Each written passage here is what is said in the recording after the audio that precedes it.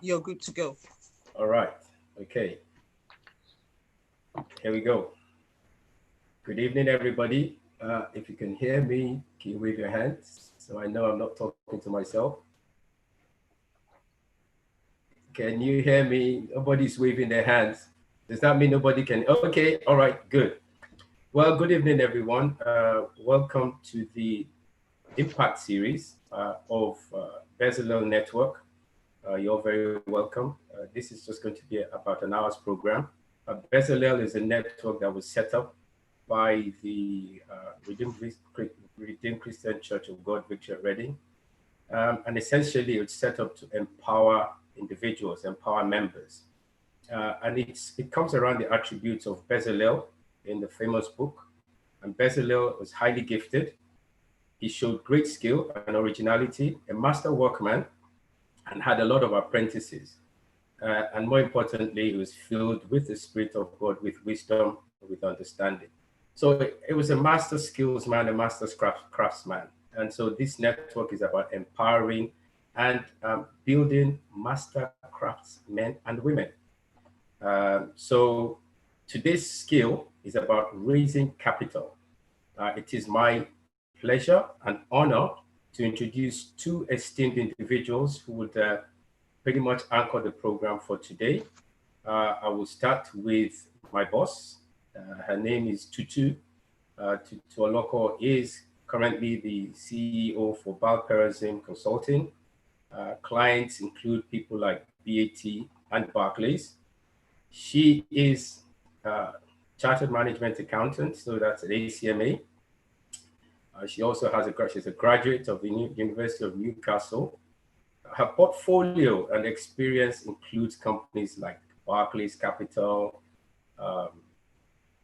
Lloyd's, JP Morgan. She was at JP Morgan, where she pretty much had a global role. I know that because she was always up 24 hours. And she's also a trustee of the Redeemed Christian Church of God, VictoryatReading. Quite an accomplished individual, if I say so myself. Very good with numbers.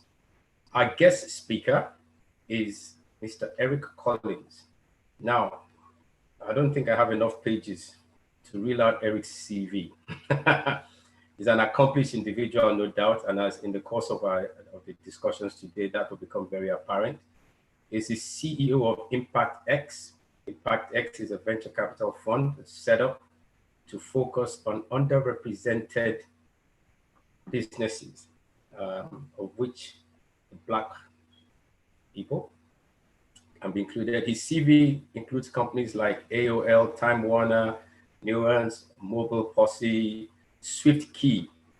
And interestingly, when I looked at that, he's also on the board of Southwark Cathedral Council. So he's really a man who, I would say a man of the cloth, perhaps. He's been a board member of the Washington Performing Arts, one of the premier USA independent art producers. Donates a lot of his time and resources to contemporary causes. Hence, he's gladly accepted to speak with us today on the topic being raising capital for Black entrepreneurs. His resources and his time has gone to places like the Smithsonian Institute of the Museum for African American History, National Museum of African Arts. I mean, Toronto's part, it goes on, I tell you.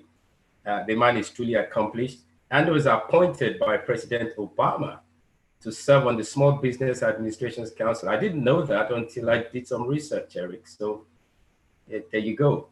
He holds his degrees from Princeton and Harvard Law School, and he's been named as one of the most powerful Black and BAME business people in UK by the Power List and the Financial Times. So he's going to speak to us. I mean, both Tutu is hosting the discourse. And I think I've done my introduction, I've done my bit. It is my pleasure to hand over to the host and the guest speaker, Tutu and Eric. So take it away, guys. Thank you very much, B, for that biased intro. I haven't bribed him for that, but thanks for that. Just a quick break. I'm going to give you just a a quick breakdown of today's session. We're going to mute everyone. This is going to be an interactive session where I will ask Eric some questions based on the topic for today, and then I will be filled in, and I have a co-host, Femi, who will be filled in the questions asked by the audience today. Please, can you send all your questions to the host, who is Femi, and then he will try to answer all your questions. If there are any questions we're not able to answer or we don't have enough time to answer them, if you provide us with your name and email, we will endeavor at the end of the session to send answers back for you to the questions that we don't get come round to today, hopefully. So with that, hi Eric. Can you please unmute Eric? Can you please unmute Eric?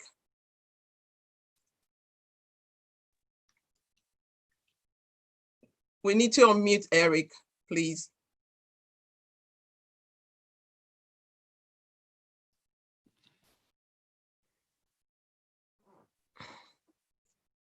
Can we please unmute? Perfect. I'm here. Thank you, Tutu. Okay, sorry for that. Thank you so much for joining us despite your busy schedule. We're quite excited with the opportunity to talk to you today and for you to share your experience and expertise with us. So we are quite excited. I'm sure everyone on the online with me will agree with me that it is an opportunity given the current climate. And when I say the current climate, I meant Black Lives Matters and the everything that's going on at the moment. This is a timely session for everyone. Obviously, we're here to talk about raising capital for Black businesses. So Eric, I'm going to ask you what your experiences are regarding Black people raising capital and why, and how that influenced you starting Impactx. Thank you again, Tutu, and everyone at RCCG for having me. I'm reminded, I grew up in the Baptist church. I was born in the American South and Alabama, and I grew up in North Carolina. So it's very important when you start these sessions to sort of set the right mood. And one of the things that came to my mind when I was invited, and one of the reasons why I said yes, is because I was reminded of a spiritual that I know. If I can help somebody as I pass along, then my living will not be in vain. And quite frankly, one of the reasons why Impactx was started was because of that philosophy, not just among me, but among a number of people who were involved. When I started on the other side of the Atlantic, right? I started in the United States. I started raising money and then running businesses that had as its base of capital, venture capital. So people putting at risk money and sort of saying, you got a great idea, run with it, and we'll keep on putting money behind you as long as you do pretty well. And hopefully one day you're going to build the next Amazon. That's kind of why people were putting money behind the organizations that I was with. But at that time, Tutu, less than 1% of that kind of funding went to Black entrepreneurs, and less than 4% went to women. And this is back in the late 90s that I'm talking about, the early 2000s. If we fast forward to this side of the Atlantic and 20 years later, the same numbers persist. Less than 1% of venture capital goes to Black entrepreneurs in Europe and the United States, and that includes the UK. And less than 4% goes to women who are white in terms of helping them to start and to grow their companies. That's an entire generation that has missed out on some of the building of the biggest businesses that we have seen and the most valuable companies that we've ever seen that have inhabited the world. If you think about that, between 2008 and 2018, $425 billion in the US alone was invested in companies via venture capital. Companies like Airbnb fall into that period. Companies like Uber fall into that period. These are sort of companies that started in that time frame. Of that $425 billion, less than 425 million went to Black men. And if you look at Black women received less than 0.006%. That's 2 zeros and then a 6. That's how much Black women were able to raise from venture capital. There is a crisis that exists in terms of capital. Anyone who's on this phone call who started a business, who runs a business, who thinks about business, knows that capital is the lifeblood of an organization. And without sufficient sources of capital, you cannot survive.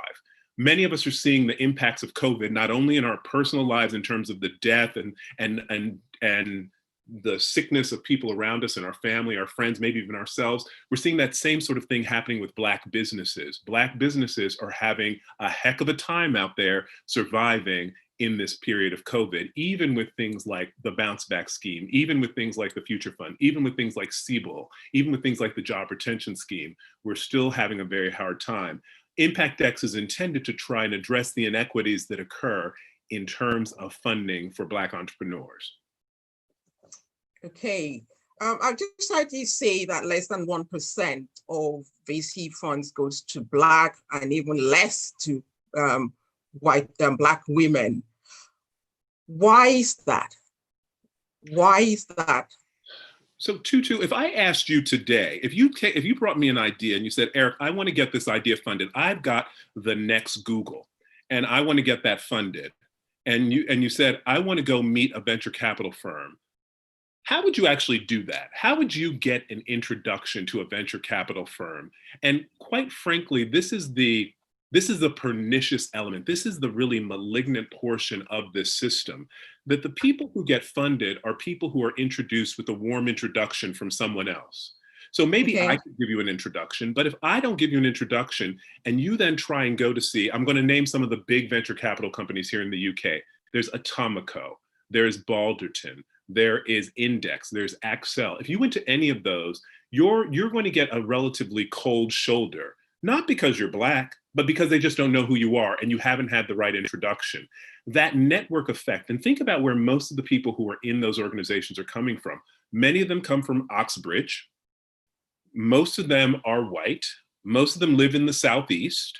Most of them have done most of their career in that portion of the world. If you don't have an entree into that group, it is going to be very hard to access. Now, to be clear, venture capital is not the only means of creating a business, and there are any number of large-scale businesses that have had no venture capital.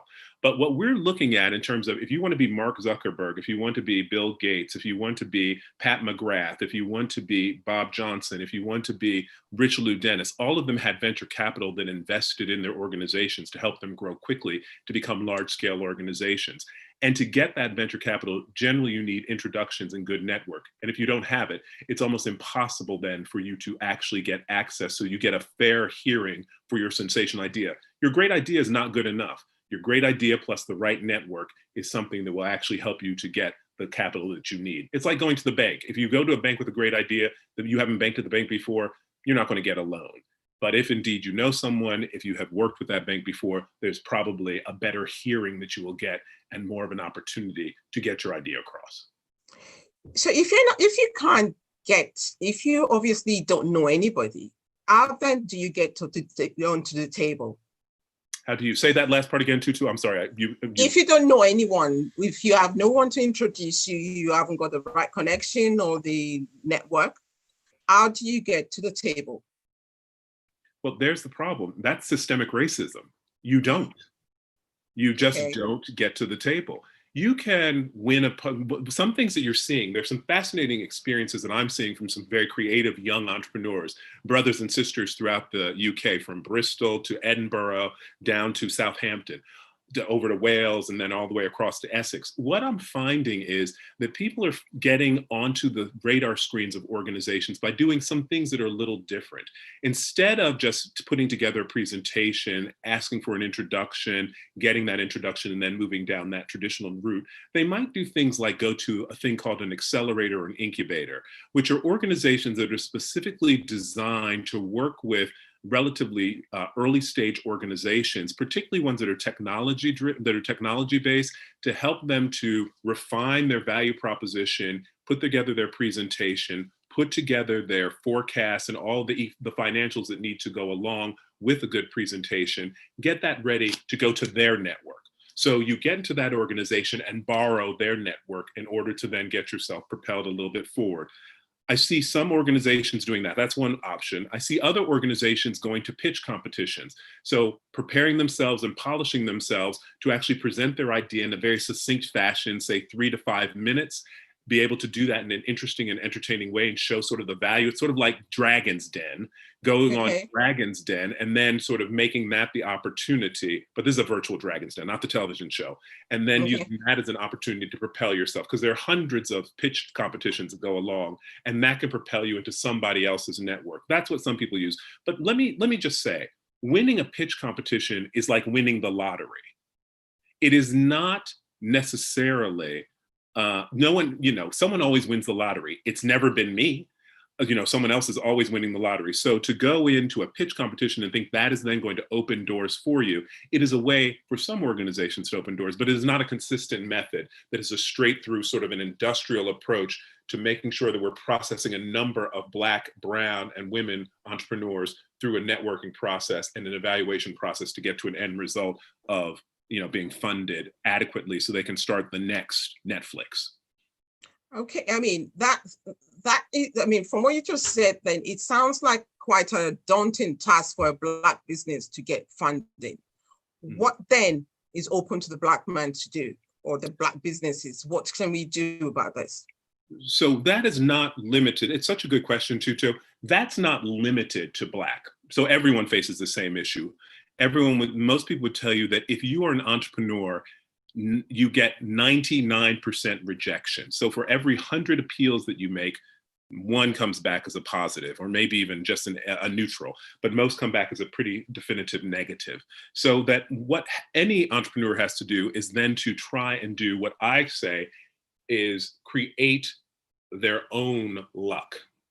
So what they do is what most of us will end up doing as we're entrepreneurs, because I'm in a startup organization myself. This is the first time that there's ever existed a Black venture capital company in the UK that is focused on something like underrepresented entrepreneurs and investing at the Series A. There are all sorts of ways in which these things are delineated. Series A, which talks about what is the type of stock which is being given. So there are no other organizations that do that.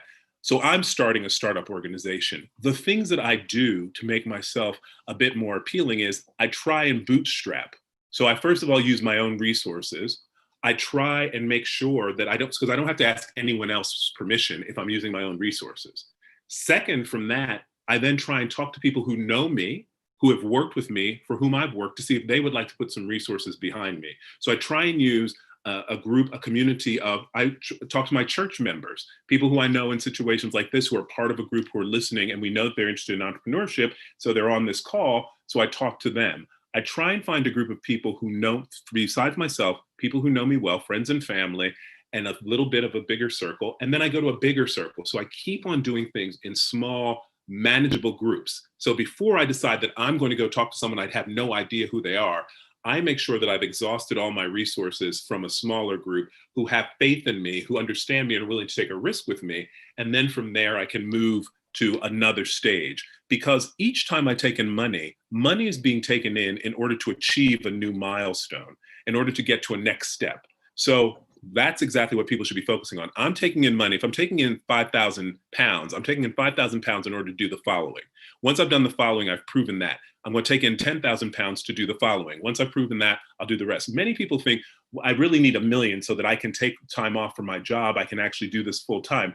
Who is going to give you £1 million if you have never run a business, if you've never started a technology company and those sorts of things? It's just not necessarily logical. So the question of what is the reasonable ask, what is the less risky thing that I can ask people to do, and the smaller bite that I can ask them to take in order to then get me to the next stage, so that in time I'm showing the momentum and I'm showing enough activity to justify eventually that £1 million check from someone who I don't know. That's what I would say we have to do. And then I do think that the other thing that we have to do too is we have to invest in each other, because on the other side of this as the entrepreneur is the investor.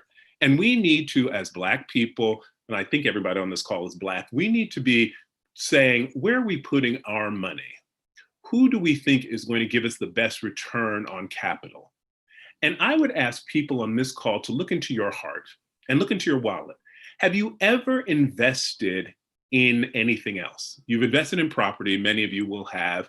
Many of you will have done a little bit of other investment. Maybe you've loaned someone in your family something, but have you ever invested outside of that very close group in anybody else? And so if you say, I'm not willing to do that with people that look like me and sound like me and who I understand for whatever reason, then we are in, Tutu, I think, a situation that is almost insurmountable. If we're not willing to do for us, by us, putting our money where our mouth is, I think we have a very, very different problem. Impact X, all the people who've invested to this point in Impact X are Black. Both sides of the Atlantic, from France, from the UK, from the West Coast of the United States and the East Coast of the United States. Everyone is Black. And we have said that we believe that the future is going to be driven by Black people. Now, if you don't believe that, if you don't believe that Black people are in a unique position to be able to come up with the most innovative ideas in the world that will rival the ideas that have generated companies like Uber, that have rivaled organizations like people like Facebook, then you and I are not really having a conversation, because your belief system doesn't follow with my belief system. And my belief is truly that the next person who's going to be creating a £1 trillion company is a Black woman like Pat McGrath. It's a Black man like John Johnson, who started BET. That's where we're going to actually find great opportunity. And we all know that if you look at sort of the richest people in the world are really those fortunes are being built by technology companies, fast growth companies, venture-backed companies. They're not being built by real estate. They're being built by people who are actually investing, and the people who are coming along with them. You know, Tim Cook, who's the CEO of Apple, has just become a billionaire because he's in a fast growth company and that happened within the course of his career, which he had a 30-year career, but he has a relatively small amount of that company. However, he's been able to get to the status of billionaire. That's a B. That's a big step. And those are the only things that happen when we're talking about these big, fast growth companies, and to happen within our lifetime. So that's what I would say to you. So how do you overcome the cultural bias because of distrust? Black men investing in another Black man's business. There's a cultural, I would say it's cultural distrust in saying, I'm not investing in another Black man's because. How do you overcome that in order to sort of foster this bias for us? The funny thing is, I like data, and can I give you one other piece of data too? Yeah. There was a study done by a group called the Kauffman Fellows Center for Research. They studied, I believe it's between 2001 and 2018, 250,000 founders, and they studied 20,000 businesses. What they found is that diverse teams raise more money, and they actually exit at a 30% premium over all white teams.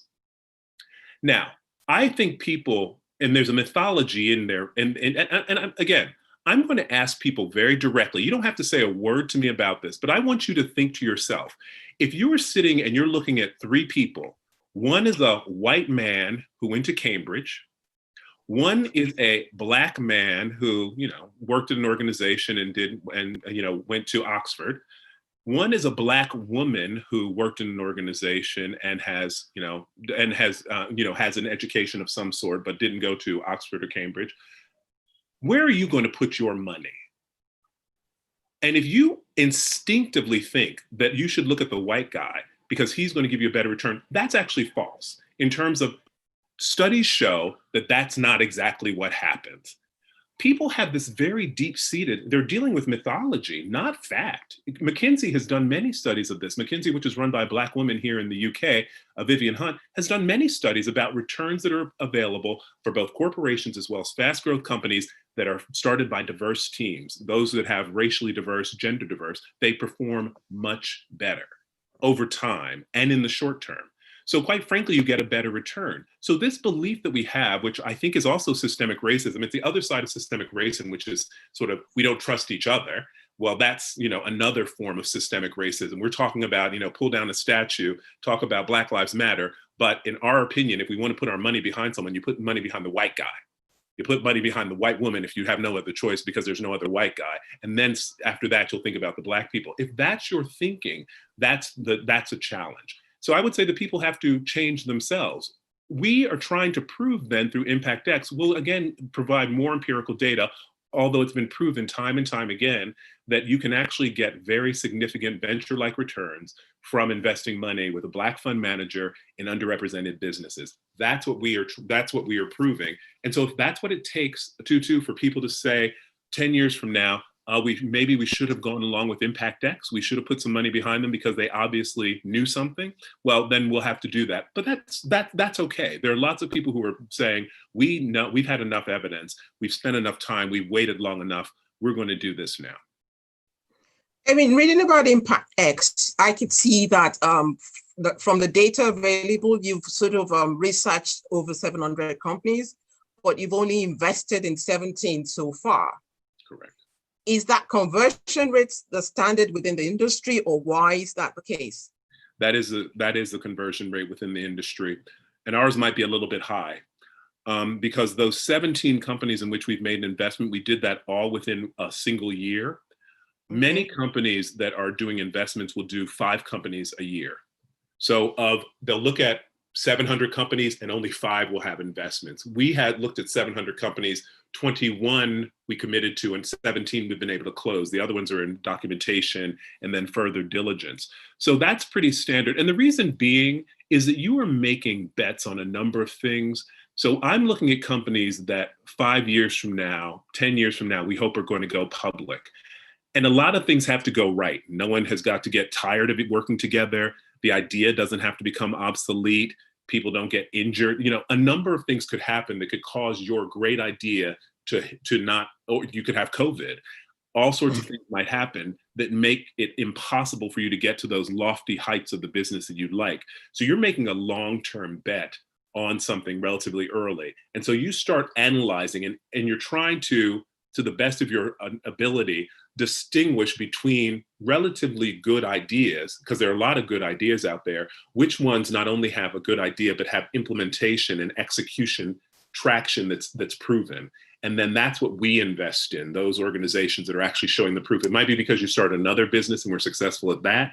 It might be because you have a very good plan that you've been able to execute. And we can see the last 6 months, you've done tremendous things and that you have an idea as to what's going to happen from there. You have lots of people joining you in this mission. People are seeing it very interesting. So we have all of those things are things which help us to distinguish and say that although we have 700 companies and maybe we'd like to invest in all of them, we're really going to put money, because we're managing other people's money. This isn't just my money, right? This is Rick Lewis's money. Rick Lewis is he has the biggest Black business in the UK. He's my chair of my board. He has 12 billion under management. He's a private equity company dealing in property around Europe.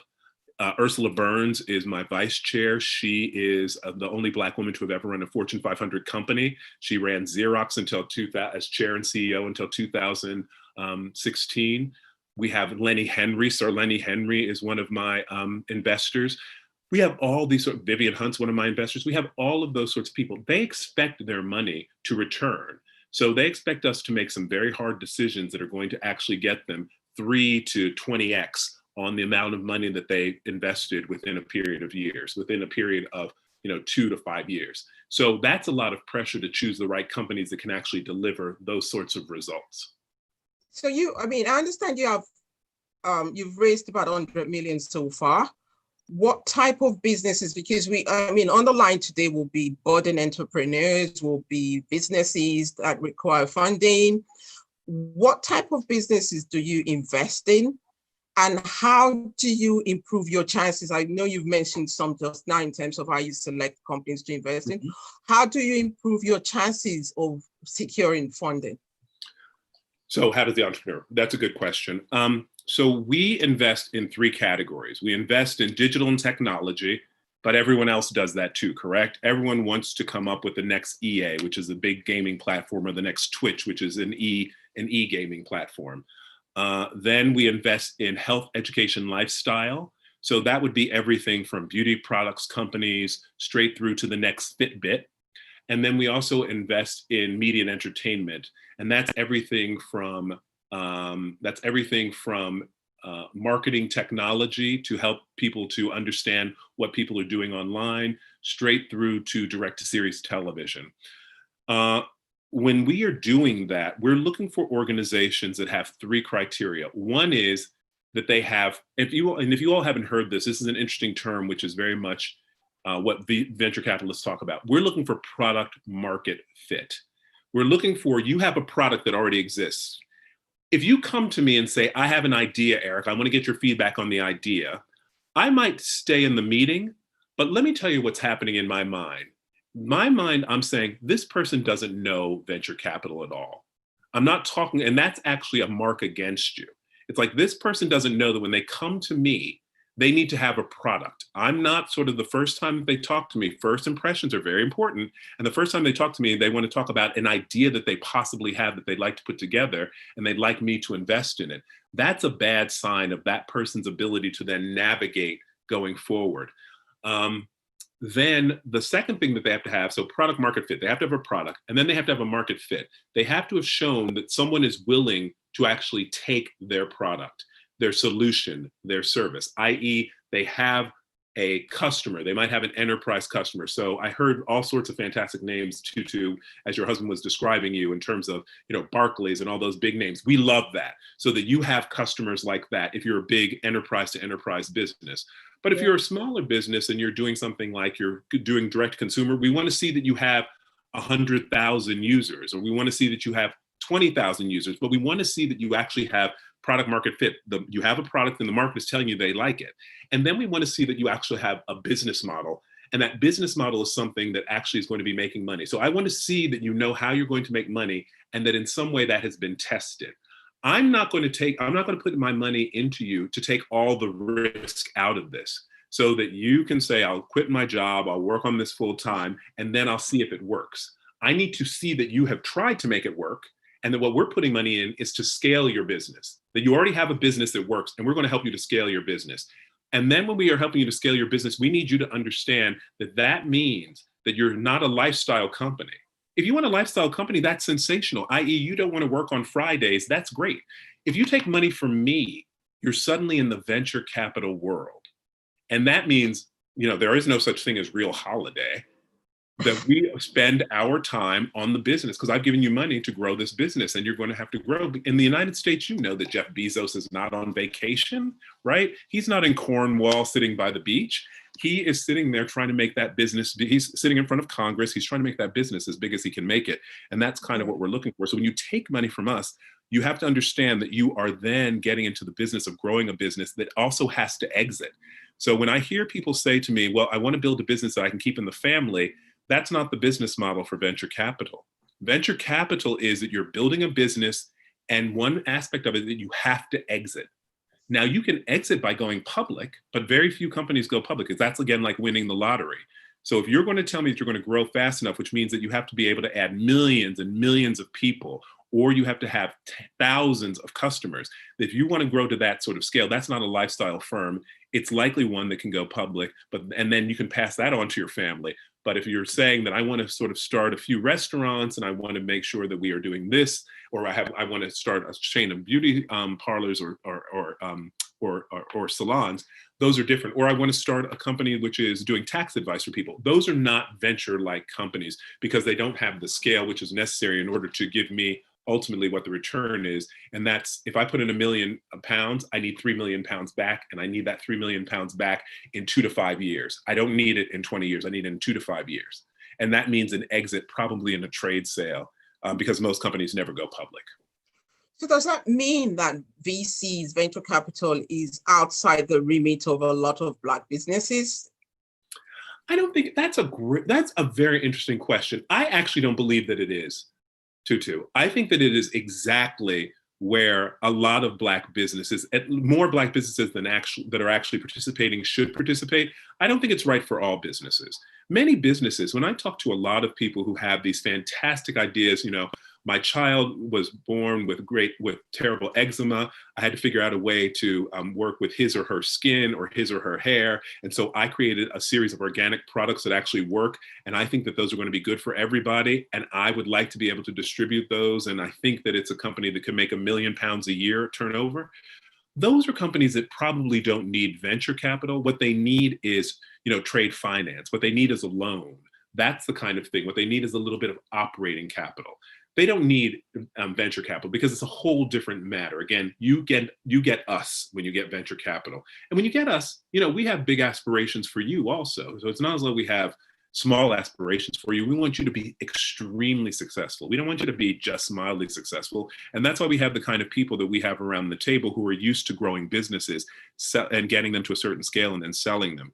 But one of the things that I would say is that many people who come to and think of themselves as being interested in venture capital are really interested in just working capital. And venture capital is a whole different thing. So just decide which one is more appropriate from you.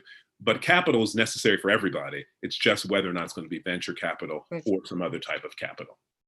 Okay. At this point, I'm going to ask Femi if we have any questions from the audience. Yes, we have a few here. So I'll start with the very first one, which ties into your question, Eric.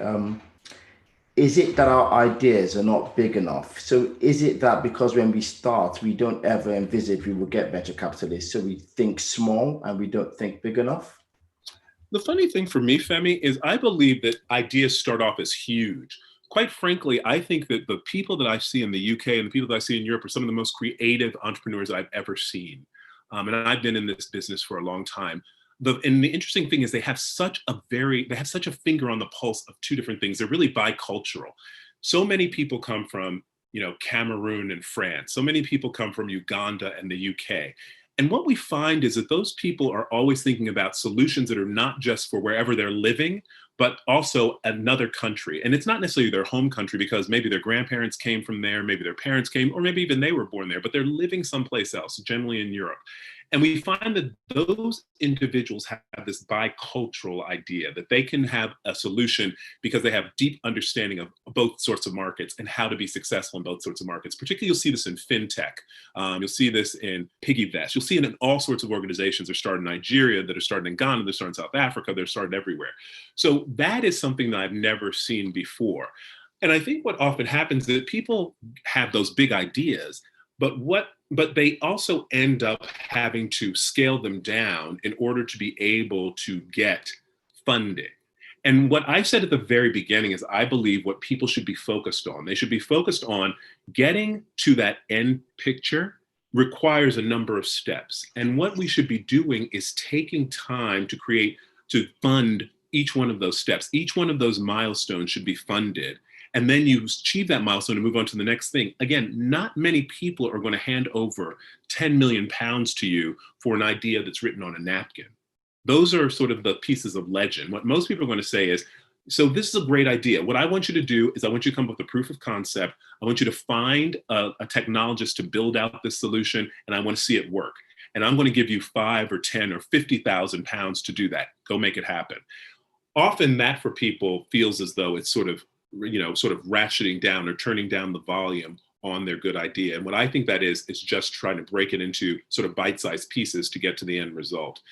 There is, however, exactly what you say, Femi. I think some people find that they hit a lot of headwinds. And those headwinds are people don't understand the black women buy a lot of cosmetics and do a lot of hair care. And so white venture capitalists don't understand that. So people go to talk with them and they keep on getting, I don't think this is really a business. I don't think it's really a market. I don't think it's big enough. And then they get distressed, they get just concerned. And then they start to say, well, what can I do with myself with only my small amount of savings or my friends and family? And then they end up sort of reducing the size of their ambition. I think that's a problem also. But I do believe that I've seen in the UK and I've seen in Europe some of the most creative ideas I've seen and some of the most creative people in some of the most distant places. Robotics companies in Bristol, fantastic health tech companies in Edinburgh, fantastic companies. Thank you. Another question we have is, so how do you develop your network? You know what? I developed my network from what I do on a day-to-day basis. So I came to the UK 7 years ago, unknown to anybody in the UK. No, you all had never heard of me, right? No one on this phone call had ever heard of me. So I came to the UK to run a company called SwiftKey that was an AI company that was related to a business that I had run in the United States. I came here and we were able to be successful in over 2 years. We were able to grow the business more and then sell to Microsoft. Made my reputation in the UK. That gave me an opportunity to go to another company that was as chief operating officer of another artificial intelligence company called Touch Surgery. So I ran that company. The thing about both of those companies, they were venture-backed companies, and so I had lots of venture capital. In one company we raised 90 million pounds, and the other $90 million. In the other company we raised 25 million. So I've had access to a lot of capital and to many of the venture capital sources here. But I was working with other teams of young men and women who are much younger than I am on these ideas, and it was great. It was great fun to do. What I did while doing those jobs was to do my job well and therefore gain a reputation that I could take elsewhere. That's how my network was driven. It wasn't driven by me going to network events. I didn't go to any industry events. I was mostly on planes. Most of my business required me to travel to Asia, to travel to the West Coast of the United States. That's where I spent most of my time, just travel to India. I didn't spend time here building up a network and going to cocktail parties and going to pitch days. I had to build it based on my experience and based on the success of what I was doing. That's how I was able to do it. But again, I was very senior in organizations. I've been at the C-suite for years now, almost decades. And so that is someplace where I'm expected to play. So my networks are done that way. If I were not me, I would be building my network again by trying to do things like meetups. Meetups are places where people who are interested in business spend time talking about their business, what they're trying to pitch, and trying to then find, it's almost like a dating service. It's almost like speed dating, who they can then work with, who has money, who has technical skills, who has other ideas, all that sort of stuff. So there are meetups in every city, including Birmingham, Bristol, everywhere, Manchester. Everyone has these sort of meetups that are tech meetups and others. So that's one way to have a network. But I think you have to be somewhat deliberate. It's not as though, showing up at every pitch day and every time that entrepreneurs are talking is a good idea. I think most people will put money behind you when they've seen your results. So you actually have to, sort of settle into an organization, whether you work at PwC or Barclays. Are you doing well there? Are you distinguishing? And that's sort of your first network. And from there you can go elsewhere. That's how I've found how my career has worked. No, thank you. That's wise advice. Build a reputation and do good work. That's the foundation.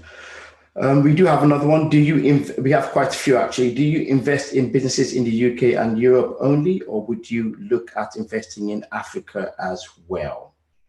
So our mandate is to put 60% of our resources to work in Europe. That includes the UK first, and then to put 40% anywhere else in the world. Currently, if you look at our portfolio is 80% Europe, 15% the US, 5% in Africa. And we anticipate that the pipeline will be generating, because you make one investment in a location, it tends to have a network effect, and people start to talk and you start to get more sort of deal flow. We have only one deal, say, for instance, from France right now. We expect to get more because we've done a deal in France. We recently had something, a television program in the Netherlands and Germany and France. So we expect to start getting more inbound from there. So yeah, we'll invest in various locations. What we do best is invest in Europe. I mean, we are in Europe, we're in the UK, so that's what we do best. That's what we do most easily. And we do best when we're dealing with technology. That's kind of what I know. And that's what the rest of my team knows. We know digital and technology. Thank you. Does that then mean that if you have, that doesn't mean that someone who has a good idea cannot approach Impact X to say, I want your advice or you to invest in my business? Correct. I would say, Tutu, though, that's exactly the point. Many people come to us and say they want advice. That's exactly what you don't come to us about. You come to us, there are 800 companies out there that we have right now. If everyone comes and says, we just want advice, we're looking for ways to put, Ursula Burns's, Rick Lewis's, and Lenny Henry's money to work. We want ideas we can invest in today. So it has to fit our criteria. What anyone on this phone call can do is they can go to our website, and there's down on the first page, there is a thing for entrepreneurs. You just hit that, And there's an intake form, which allows you to fill in your intake form, and then you can start to engage with us. But the intake form is going to ask you specific questions that lay out the criteria with which we invest. It's going to ask, how much money have you already raised? It's going to ask, how much money did you make last year? It's going to ask, is your product finished? If you can't answer yes to those, you understand that we're not going to engage with you. We're going to say, here's some other things that you might do. Here's some other organizations to help you, but it's not necessarily ImpactX, because we're going to do a later stage when you have gotten to the point of having product market fit and a business model. Then we're able to help you to scale. That's where we come in. So from what you just said, I'll just recap something you just said. You're saying that even if you can't, you're not, the business is not in a position where you will invest in them, you will gladly refer them to other funding companies? Other support. When we have time, yeah, we will. It won't happen instantly. We will, because we're going to go with the organizations that we think we'd like to invest in. We want to talk with them first, but certainly we will get around to answering you and saying that this is where we think you should go. But I can tell you all right now, there are 3 organizations: YSYS, your startup, your story. It's a Black organization in the UK that is started as a WhatsApp group to help. It's a sort of a support group for entrepreneurs and budding entrepreneurs. That's the first one. Go to YSYS. It's fantastic. And then there's another one called 10 by 10. It's another support group. These are organizations that are a bit farther along. They're organizations that have product, they have some market, and they've been working, and they help in the next stage of growth, often before you get into institutional investors. There are organizations like that that exist all over the place, and even they're local accelerators and the like. So those are the sorts of things that I would have people look up also before coming to ImpactX. I think people feel that ImpactX is somehow, ImpactX is it's an organization that's an empowerment organization, because we believe that the center of making sure that Black people are empowered and that women are empowered is to make sure that they have strong businesses that can actually support lots of employment. And we don't mean 10 people, we mean 10,000 people. That's what we actually believe. And we believe that those 10,000 people should be founders. We believe that they should be in the C-suite, so CEOs, COOs, CTOs. We believe that they should be on the board. We believe that they should be, because they make better decisions. We believe that they should also have P&L responsibilities, so have responsibility for profits and losses, and they should be in charge of the engineering organization too. That's what we believe. So we are trying to build those sorts of businesses. To the extent that you're trying to build one of those sorts of businesses also, but you need to show us that you actually know sort of how you get from where we are today to that kind of business. We're really interested. To the extent that you want to have a conversation about, well, I think it's a great idea to do a prop tech company, and I think it would go something like this, that's not going to be helpful for me. Okay. Okay, thank you. Quick one, we've got a few, but this quick one. Do you invest in franchises and property businesses? No, we do not. And when I say we don't, we invest in companies that have a franchise model. So if you tell me that you are going to become the next McDonald's, then I want to hear from you. If you're going to tell me that you have a franchise model where you are making jewelry and you have a jewelry approach that other people can follow in their homes, and that you anticipate that when you top out, you'll be about a 5 million turnover a year, it's going to be difficult for us to invest, because we're not going to be able to get the returns necessary. So no, we don't necessarily, we can look at franchise businesses, but it has to have the sort of growth trajectory that we're talking about, and that makes sense for the return that we're looking for. And then property businesses, I don't quite understand that. So if you were telling me that you are trying to do property development, you want to consolidate, you want to work, you feel as though student housing is a very interesting thing, and that you want to consolidate some residential units around buildings and other things around colleges and universities for college students and make them COVID-proof, it's okay. That's not a bad idea. It seems very capital intensive to us to buy or to lease those sort of spaces, sort of like WeWork. You all have heard of WeWork and what happened to them. Those are very expensive propositions. So we need to understand how you plan to make this less risky. So if you can come and show me how you plan on doing that, then that's great. And again, I don't know anything about this, exactly what you're talking about. And I'm sure I've missed the mark completely, Femi, in the question you've asked. But we find that these are the questions we would be asking about the property business if it came to us. Okay, thank you. Another one we have, and I hope this makes sense, is how do we tackle the issue of the separation between the idealists, innovative ideas, and the structure needed to actualize the innovation? You know what? I don't think we separate them. I hope we marry them. That's the whole point. I love My favorite founder teams are made up of someone who has a huge vision and someone who are really practical. That combination, you can dream of Disney and then you know how to make Disney happen. That's great. So we actually love that. And often we'll find that in the combination of a CEO and say a chief technology officer, or we'll see that in the CEO and a chief product officer. Those are the kinds of combinations that we think are really powerful. So we don't say, don't separate them, marry them. Yeah, it's creative tension. How best can a person protect his fantastic idea from being replicated elsewhere by the venture capitalist? Be clear, your idea, you don't imagine, whoever asked the question, say to yourself, you don't imagine that there are 30 other people around the world who are working on the same issue. And the question of protecting is often a question of making sure that others don't get there. Protection costs money in terms of patents and other sorts of things and filings. All of that is, and it also takes time. And the thing that often works in these situations is first mover advantage. So what we try and emphasize with a entrepreneur is, what are you doing? I get that you have a patent. Patents, when I first started out in this world, patents were very important. You could buy a patent portfolio and it could be worth a lot. Now patent portfolios are things which are used defensively. So that when Google sues you for what you're doing, you have something that you can sue Google back with. That's what they're used for. They don't actually then generate their own value. The thing which generates value are trade secrets. Things which you are not protecting by patents, but that you are protecting by the way that you use it. It sits within a black box that no one else understands. It's like the what is it called? The recipe for Coca-Cola. It sits someplace, it exists.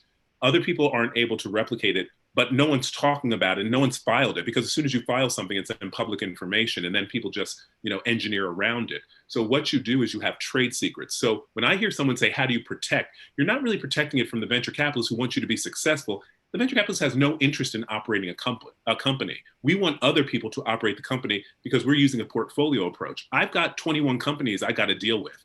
I'm not interested in stealing your company. All I want you to do is be as successful as possible, but you better move, because there's someone in India, there's someone in Lagos, there is someone in Kinshasa who is working on the same idea. You can be clear about that. When Uber came about, Lyft came right after. And then everywhere in the world, there is a hailing service that has a shared economy model. Those things, that just happens. Bicycles, scooters, everything. You should just assume that there's someone else who's trying to do this and is working just as hard as you are and probably working at twice the pace. That's how I think about it every day in terms of my business, that there's someone out there talking to everyone and finding better companies than I am. And so I've got to work that much harder to get things out, and I've got to be the first mover in this market. Okay, thank you. We do have another one. Considering COVID-19, the 2020 lockdown has changed the world in many ways. What is your typical sweet spot that you're looking for as a venture capitalist, and has it impacted your investment philosophy as well? I think I think I've answered that question about product market fit, and that you have some business model, and that you're showing some very, very serious signs of traction, and that you're ready to scale. Scaling could be within the country or across borders into another country. So that, I think we've answered that question.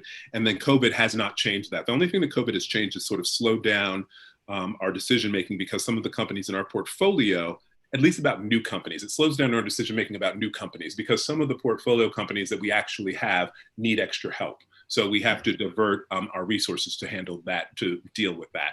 But other than that, since COVID, we've made four additional commitments. Okay, thank you. Would you invest in a one-man consulting company that requires investment to grow into a global consulting business? When you think about the person who asked this question, I want you to ask the question to yourself: how do you exit a consulting business? A consulting business, if you were exit, you might merge with another organization, someone might buy you. Generally, what is happening is a thing called acqui-hire, that they are acquiring you in order to hire you for your skill set, and probably to bring your book of business along into that business. You might have a specialized skill. So those kinds of hires have generally between a 1x and a 2x kind of a return. So whatever were your revenues in the last year or the last 3 years, or maybe even the last 5 years, you multiply that by however many years you think you can maintain that. And that's what someone is going to pay for you. Those are not the kinds of multiples that are useful for a venture capital company. So when you're talking to a venture capitalist, you've got to think like a venture capitalist and say, what does the venture capitalist want? It's the same thing that you're thinking about when you are looking for a customer. What does the customer want? It's not what do I want to give them, but what is the venture capitalist thinking in this situation, and how will they see what I'm saying? And I think in a situation where you're talking about a consulting firm, my first venture funded project was actually a spin out from a consulting firm, where I took my process from the consulting firm, I digitized it, and that's what I got funding for. If you told me that that's what you're interested in doing, that's different. But if you're telling me that you have a special and proprietary approach, it's hard for you to train other people and to hire people who can do as well as you can, particularly if you're dealing with something like race or something, and that indeed, in order to grow, you would be able to grow by adding more people. It's a top heavy, it's not very scalable, it doesn't have a lot of margin in the business, and once we try and exit, it's not going to have very high multiples. So those are the kinds of business we probably say, we'd have to think, we probably would say no. Okay. Just a couple more before I hand back. One says, and I think you've spoken about this, understandable that Impact X only invests in businesses with a track record and the criteria you've given. What if there's a business, especially for Black businesses, who are not quite to that stage, but have huge potential? Do you have partner firms or reference programs you could direct them to where they could keep growing till you're ready for them? Yeah, so yes, you are correct. Those are probably firms that we need to see later. It's just that we should see you when you are ready to present and you can put your best foot forward. It's always best to make a good first impression. Remember when you met the parents of your partner, better to make a good impression. So put your best foot forward. I would say that I mentioned a number of things, including accelerators and incubators. Those are the sorts of organizations you should be looking at. Not only do they help you with the skill set, they also invest money. And they will invest small sums of money in order to help the organization to grow. Those are the sorts of places that you should be. And that's where I recommend people go. I really don't recommend that you jump immediately to Impact X because, again, Impact X is not for startup, organizations that are just, on the back of an envelope written down an idea. That's not what we do. But we'd love to hear about you later. And, you're free to come to the website and sign in on the intake form. Good. So the last one, and it's a scenario I will share with you, and then you can tell us if that would fit what you would typically take on. So £50,000 has been spent on prototype development and initial operating expenses. They've spoken to a major card service. So it's a fintech company. They've spoken to a major card services company who are interested but would like to invest at a later stage. They need about 100,000 to develop the product, market, and launch on a small scale. They've worked with large food companies and pharmaceutical companies, so they've got some track record of organizational leadership. Is that something you'd look at typically?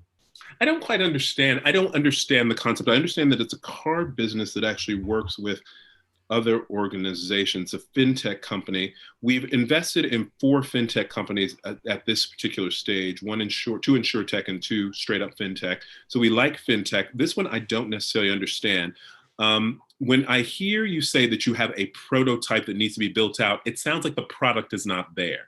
Okay. So that's the product market fit. You seem to have people who want to see it in terms of pipeline and people who are making promises, but I don't see the product market fit in terms of you are showing us that indeed the product is there, the market's there. You could say that we're doing a pilot with one of these organizations and the pilot is going to be a paid pilot. And that's what I kind of recommend.